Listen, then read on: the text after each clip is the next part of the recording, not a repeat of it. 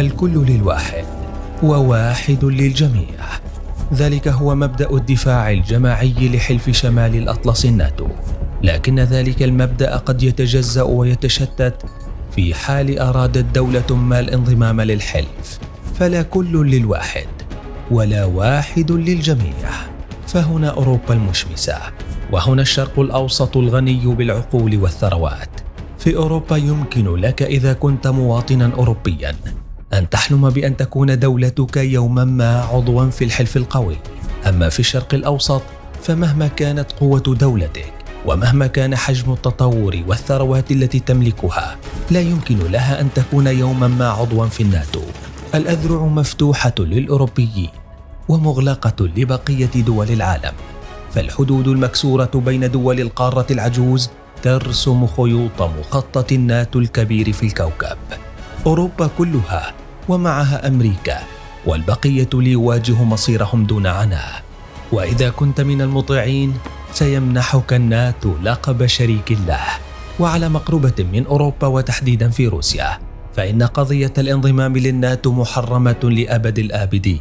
وعلى ذلك يجب أن تكون أوروبيا ديمقراطيا وصاحب اقتصاد قوي. وبالتأكيد لست روسيا أو دولة من الشرق الأوسط لتكون عضوا في حلف الناتو، الحلف الذي يقول أنه يبحث عن الدفاع المشترك، وأنه لن يتهاون يوما في الدفاع عن أي دولة من الأعضاء، لكنه اليوم يقف عاجزا عن إقناع تركيا بانضمام دولتين من الحضن الأوروبي له، لأنهم ببساطة لا يخشون على أمن تركيا القومي على حد وصفها، وقد وقف عاجزا بالسابق أمام اليونان وغيرها. تغيرت أسماء دول وتعدلت قوانين داخلية، والهدف أن تكون من بين الأقوياء. حلف الناتو، نعلم من نريد. كما تصف المواقع الغربية، فإن حلف الناتو هو التحالف العسكري الأكثر نجاحا في العالم، كما أنه لعب دورا بارزا في الحرب الباردة ضد الاتحاد السوفيتي، ونجح منذ تأسيسه في العام 1949 وحتى اليوم بأن يضم في البداية 12 دولة ليصل اليوم إلى 30 دولة. مقدونيا الشمالية التي غيرت اسمها لتقبل بها اليونان كانت آخر المنضمين لحلف الناتو عام 2020، واليوم تحاول كل من فنلندا والسويد الانضمام للتحالف العسكري. فكيف تسير عملية الانضمام؟ ولماذا تنجذب الدول الأوروبية لذلك الحلف؟ بداية، تعتبر المادة الخامسة من معاهدة واشنطن والتي تحدد وعد الدفاع المتبادل بين الدول الأعضاء هي عامل الجذب الأكثر لكل الدول التي تريد الانضمام، بحثا عن دول تدافع عنها في حال تعرضت لأي هجوم،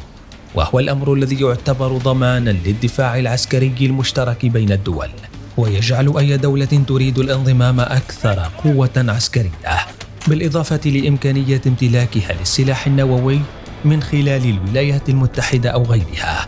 ما يمنحها أفضلية عسكرية واستراتيجية على الخارطة العالمية. عند تأسيس حلف الناتو عام 1949 أكد في المادة 10 من معاهدة واشنطن أنه يجوز للحلفاء أن يدعوا بالإجماع حصرا أي دولة أوروبية أخرى للانضمام للحلف، وذلك لتعزيز أمن منطقة شمال الأطلس بالتحديد. لكن مسألة العضوية في السنوات التالية بقيت تقديرية سياسية على حد وصف المراقبين، وتلعب فيها الولايات المتحدة الأمريكية الدور الأبرز كونها أكبر مساهم في الحلف والضامن له،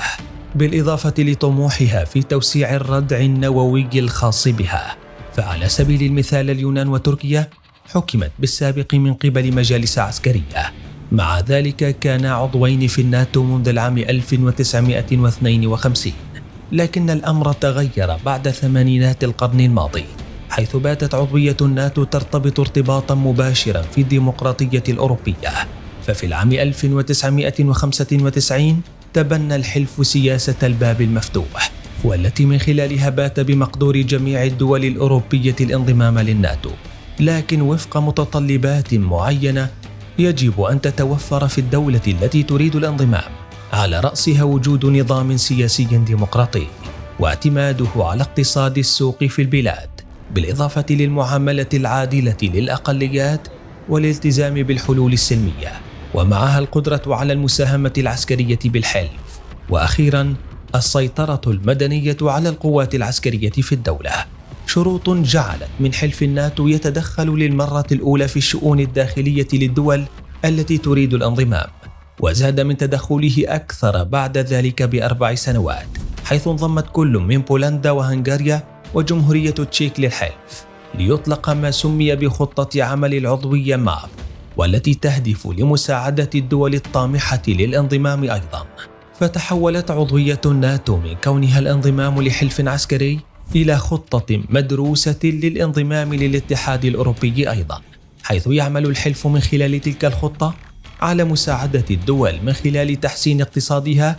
أو حتى تغيير نظام الحكم بشكل جذري،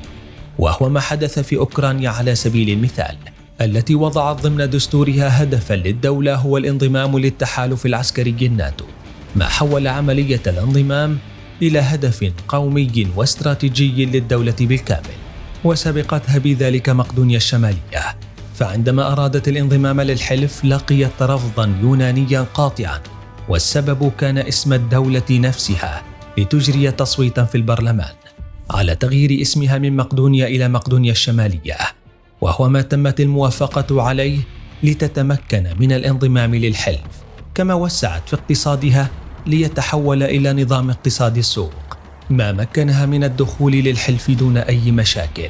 لكن اليوم ومع الشروط السابقة يبدو الانضمام أكثر تعقيدا، فيمكن القول أن برلمانات 30 دولة قد تصوت لانضمام دولة جديدة. فوفق مبادئ الناتو يجب أن يكون قرار انضمام دولة جديدة بالإجماع لتتمكن من دخول الحلف، وفي بعض الأحيان قد تطلب بعض الدول التصويت في برلمانها أولا، ومن ثم إعلان القرار داخل قبة الناتو، كما أن الحلف وقبل إعلانه الموافقة